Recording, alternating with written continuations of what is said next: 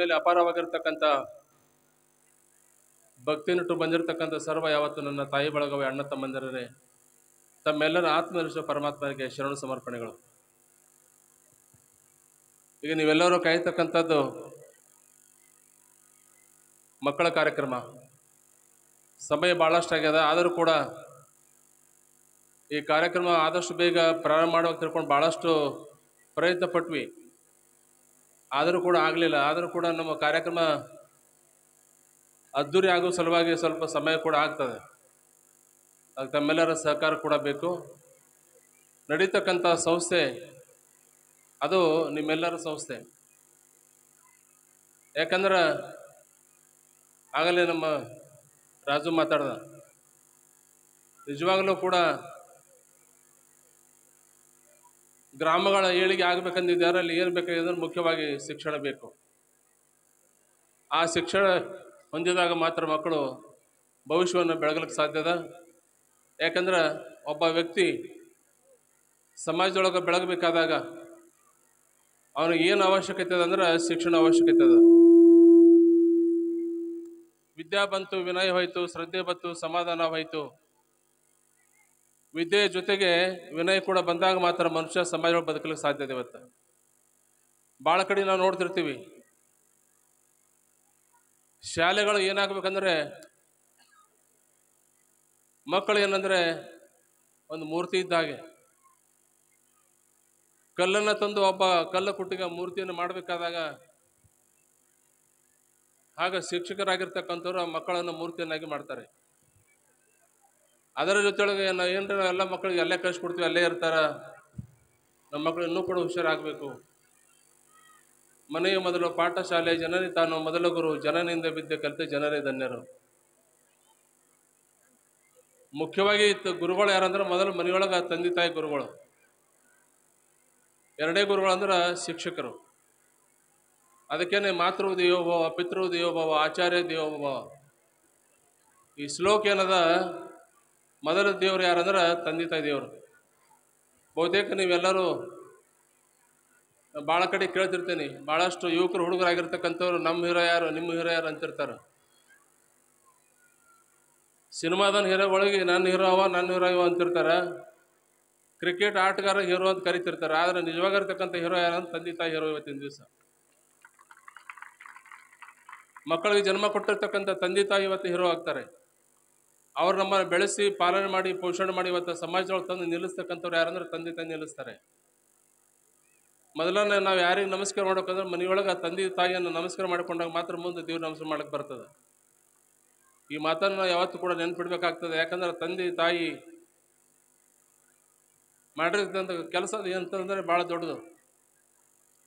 ಮಗುವಿಂದ ಹಿಡ್ಕೊಂಡು ಬೆಳೆಸಿ ದೊಡ್ಡವನಾಗಿ ಮಾಡಿ ಒಬ್ಬ ಯುವಕ ತಾನು ಸಮಾಜದೊಳಗೆ ತಲೆ ಎತ್ತಿ ಬದುಕಬೇಕಾದಾಗ ಕಾರಣ ಯಾರಂದ್ರೆ ತಂದೆ ತಾಯಿ ಕಾರಣ ಆಗ್ತಾರೆ. ಅದೇ ಒಬ್ಬ ಹುಡುಗ ದುಷ್ಟನಾಗಿ ಉಡಾಳನಾಗಿ ಎಲ್ಲೋ ಗಟ್ಟರದ ಬಿದ್ದು ಎಲ್ಲೋ ಎದ್ದು ಎಲ್ಲೋ ತಿರುಗಾಡಬೇಕಾದಾಗ ಅವನಿಗೆ ಏನಾಗ್ತದೆ, ತಂದೆ ತಾಯಿಗೆ ಭಾಳ ಕೆಟ್ಟ ಅನಿಸ್ತದೆ. ಮಕ್ಕಳಿಂದ ತಂದೆ ತಾಯಿ ಹೆಸರು ಬರಬೇಕು, ಶಿಷ್ಯರಿಂದ ಗುರುವಿನ ಹೆಸರು ಬರಬೇಕು. ಒಳ್ಳೆ ಮಗು ಆದಾಗ ಜನ ಮಾತಾಡ್ತಾರೆ, ಏನ್ರಿ ಯಾರ ಮಗ ಎಷ್ಟು ಚಲೋ ಅದಾನ. ಜನ ಮಾತಾಡಬೇಕು, ಎಷ್ಟು ಚಲೋ ಅದನ್ನ, ಎಷ್ಟು ಒಳ್ಳೆಯದನ್ನ, ತಂದೆ ತಾಯಿ ಯಾರು ಇರಬೇಕು. ಅದೇ ಸುಮಾರ ಮನುಷ್ಯ ಏನ್ರಿ ಯಾರ ಮಗ ಎಷ್ಟು ಸುಮಾರು ಅದ, ನೀವು ತಂದೆ ತಾಯಿ ಇದ್ದಂಗೆ ಆಗ್ತಾರೆ. ಅಂಥ ಒಂದು ಸಂಭವ ನಿರ್ಮಾಣ ಮಾಡ್ತಕ್ಕಂಥದ್ದು ಶಾಲೆ. ಸಣ್ಣ ಮಕ್ಕಳಿದ್ದಾಗ ಏನು ಹೆಜ್ಜೆ ತಪ್ತದೆ ಮುಂದೆ ಯಾವ ಮನುಷ್ಯನು ಕೂಡ ತಿದ್ದುಕೊಳ್ಳೋಕ್ಕಾಗಂಗಿಲ್ಲ.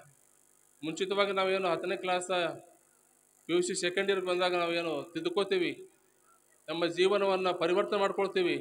ಆ ಸಮಯದಲ್ಲಿ ನಾವು ಬದುಕನ್ನು ತಿರುಚಿಕೊಳ್ಳೋಕೆ, ಬದಲಾವಣೆ ಮಾಡ್ಕೊಳ್ಳೋಕೆ ಅವಕಾಶ ಇರ್ತದೆ. ಯಾಕಂದ್ರೆ ಬಹುತೇಕ ಮಕ್ಕಳದು ತಪ್ಪಿರ್ತದೆ, ತಂದೆ ತಾಯಿದು ಕೂಡ ತಪ್ಪಿರ್ತದೆ. ನಾವು ಎಲ್ಲಿ ಹೋದಾಗ ಕೇಳ್ತೀವಿ, ಮಕ್ಕಳು ಯಾವ ಕ್ಲಾಸ್ ಅದಾರಪ್ಪ, ತಂದೆ ಹೇಳ್ತಾನ ಅವನಿಗೆ ಕೇಳ್ರಿ ಅಂತ. ನಾವು ಅವನಿಗೆ ಕೇಳ್ರಿ ಹೇಳಲಿಕ್ಕೆ ಕಾರಣ, ಮಕ್ಕಳನ್ನು ಎಷ್ಟು ಲಕ್ಷ್ಯ ಕೊಡ್ತೀವಿ ನಾವು ಅಷ್ಟು ಮಕ್ಕಳು ಒಳ್ಳೆಯವರಾಗ್ತಾರೆ. ಎಷ್ಟು ಲಕ್ಷ್ಯ ಕೊಡಂಗೆ ಅಲಕ್ಷ್ಯ ಮಾಡ್ತೀವಿ, ಮಕ್ಕಳು ಕೆಟ್ಟವರಾಗ್ತಾರೆ. ತಪ್ಪಿಸ್ತಕ್ಕಂಥವ್ರು ಮನೆಯೊಳಗೆ ತಂದೆ ತಾಯಿ ನಾವು ತಪ್ಪಿಸ್ತೀವಿ. ಯಾಕಂದ್ರೆ ಬದುಕಿನೊಳಗೆ ಇಡೀ ಜೀವನವನ್ನು ಸಾಗಿಸ್ಬೇಕಾದಾಗ ನಾವು ವಿವೇಕ ಇಲ್ಲ, ನಮ್ಮಲ್ಲಿ ಸಂಸ್ಕಾರ ಇಲ್ಲ. ಆ ಬದುಕಿರ್ತಕ್ಕಂಥವ್ರ ಮುಂದೆ ಮಕ್ಕಳು ತಂದೆ ತಾಯಿಗೆ ಕಂಟಕ್ಕೆ ಪ್ರಾಯರಾಗ್ತಾರೆ. ಸಿಟಿ ಒಳಗೆ ವೃದ್ಧಾಶ್ರಮಗಳು, ಅನಾಥಾಶ್ರಮಗಳು. ಆ ವೃದ್ಧಾಶ್ರಮ ಹೋಗಿ ಕೇಳ್ರಿ, ನಿಮ್ಮ ಮಕ್ಕಳು ಏನು ಮಾಡ್ತಾರೆ? ನನ್ನ ಮಗ ಡಾಕ್ಟರ್ ಅದಾನ. ನಿನ್ನ ಮಗ ಏನು ಮಾಡ್ತಾನೆ? ನನ್ನ ಮಗ ವಕೀಲ ಅದಾನ, ನನ್ನ ಮಗ ಇಂಜಿನಿಯರ್ ಅದಾನ. ಇದನ್ನು ಮಾತ್ರ ಹೇಳ್ತಾರೆ ಹೊರತು ನನ್ನ ಮಗ ವಕೀಲಿಗೆ ಅಂತ ಯಾರು ಹೇಳಂಗಿಲ್ಲ. ನನ್ನ ಮಗ ವಕೀಲಿಂದ ಯಾರು ಹೇಳಂಗಿಲ್ಲ. ಡಾಕ್ಟರ್ ಅದಾನ, ಇಂಜಿನಿಯರ್ ಎಲ್ಲ ಹೇಳ್ತಾರೆ. ಕರೆ ತಪ್ಪತಕ್ಕಂಥವ್ರು ಹಳ್ಳಿ ಜನ ಅಲ್ಲ, ತಿದ್ದು ನಡೀತಕ್ಕಂಥವ್ರು ನಮ್ಮ ಹಳ್ಳಿ ಜನ. ಅಂಥ ಒಂದು ಸುಂದರವಾಗಿರ್ತಕ್ಕಂಥ ಬದುಕನ್ನು ನಿರ್ಮಾಣ ಮಾಡ್ತಕ್ಕಂಥ ಸಂಸ್ಥೆ ಇದು. ನಮ್ಮ ಗ್ರಾಮದ ಸರ್ವ ಜನ ಹಿರಿಯರೆಲ್ಲರೂ ಕೂಡ ಸಂಸ್ಥೆಯನ್ನು ಕಟ್ಟಿ ಬೆಳೆಸ್ತಕ್ಕಂಥದ್ದು ಇದು. ನಮ್ಮ ಕನಸಿನ ಕೂಸು, ನಮ್ಮೂರಿನ ಕನಸಿನ ಕೂಸು ಇದು. ಅಂಥ ಯಾವ ಸಂಭ್ರಮದ ಈಗ ಜಾತ್ರೆ ಅನ್ನಬೇಕು ಕಾರ್ಯಕ್ರಮಕ್ಕೆ ನನಗೆ ಗೊತ್ತಾಗೋದಾಗಿತ್ತು. ಯಾಕಂದ್ರೆ ನೀವು ಇಟ್ಟಿರ್ತಕ್ಕಂಥ ಅಪಾರವಾಗಿರ್ತಕ್ಕಂಥ ಭಕ್ತಿ, ಅದನ್ನು ಯಾವ ಥರ ಸ್ವೀಕಾರ ಮಾಡೋಕೆ ಗೊತ್ತಾಗಲ್ಲ ನನಗೆ. ಬಹುತೇಕ ನಾನೇ ಕಡಿಮೆ ಬೆಳಕಂತ ನನಗೆ ಅನಿಸ್ತದೆ.